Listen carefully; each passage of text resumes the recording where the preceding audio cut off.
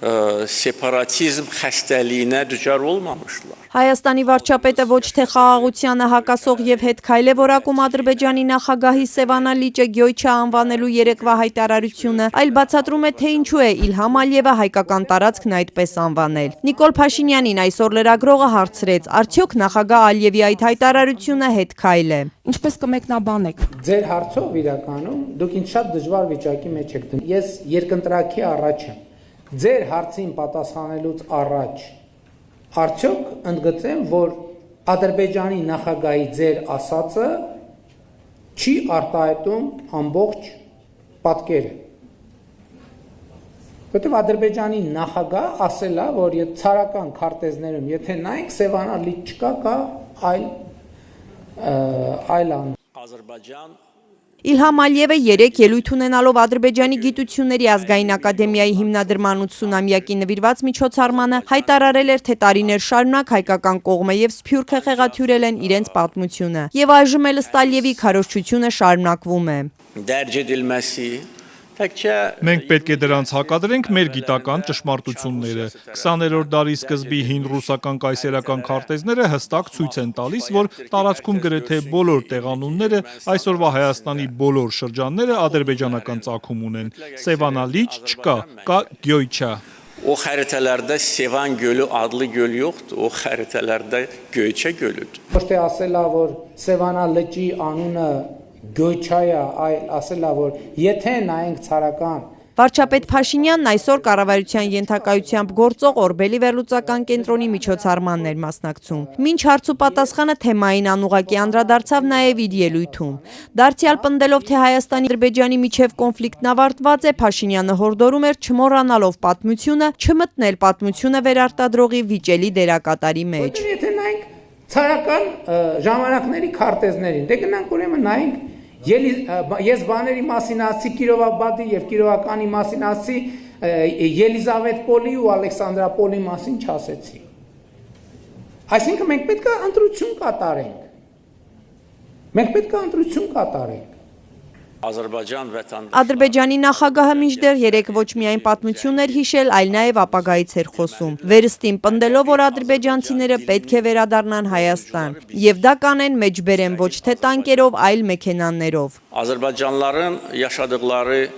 Մեր ժողովուրդը ներդրում է ունեցել այն երկրների պետականության մեջ, որտեղ ապրում է։ Եվ այսօր էլ ոչ մի երկրում ադրբեջանցիները խնդիրներ չեն ստեղծում եւ չեն ստեղծի որևէ պետության կամ որևէ այլ ժողովրդի համար։ Հետևաբար ադրբեջանցիների վերադարձը ժամանակակից Հայաստան չպետք է վախեցնի հայ ժողովրդին եւ պետությանը։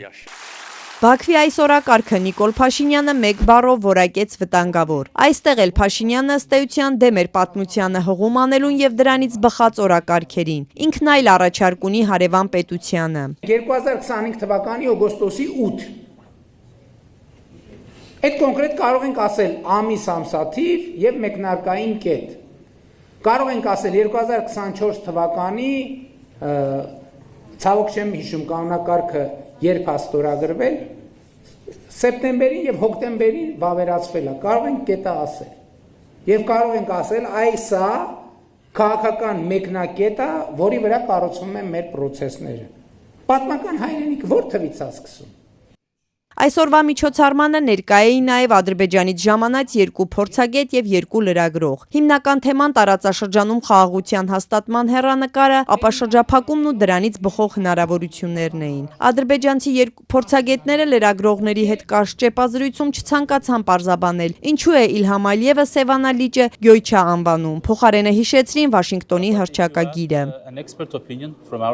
Եթե փորձագիտական կարծիք եք հարցնում, առաջարկում եմ, որ ստուգեք Վաշինգտոնի հռչակագիրը, որը վերաբերում է տարածքային ամբողջականության սահմանների անձեռնմխելիության երկուստեք ճանաչմանը։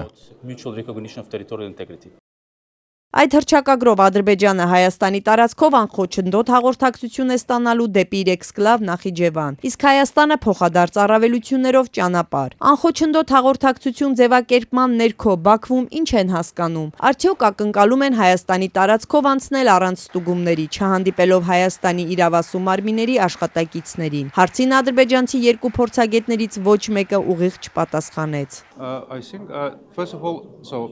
Ես կարծում եմ, որ Միացյալ Նահանգների պատասխանատվությունը պետք է լինի օգնել Հայաստանին, սահմանելու անխոչնդոտ անցումը։ Սրա համար ժամանակ կպահանջվի։ Մենք չենք կարող հիմա ինչ-որ հստակ բան ասել։ Դա ադրբեջանա-հայկական եւ հայ-ամերիկյան բանակցությունների հարց է։ Ժամանակ է պետք, որպեսզի հասկանանք, թե հիմնականում անխոչնդոտ անցումը ինչ կարող է նշանակել։ Դա կարող է նշանակել էլեկտրոնային համակարգ, առանց անձնական ստուգումների, կարող է նշանակել այլ մեխանիզմ։ Իսկ ինչ տարածք նկատի ունեն Ադրբեջանում, երբ գործածում են Զանգեզուրի միջանցք ձևակերպումը։ Բաքվի ներկայացուցիչներն ասացին, թե դա Ադրբեջանի համար ավելի լայն հասկացություն է, չի վերաբերում թրիփին։ Սա վերջին 1 ամսում ադրբեջանցի երկրորդ խմբի այցն է Երևան։ Նախորդի կազմում, որպես ադրբեջանական քաղաքասարակության ներկայացուցիչ, Երևան էր այցելել նաև Լաչինի միջանցքը փակած անձանցից մեկը։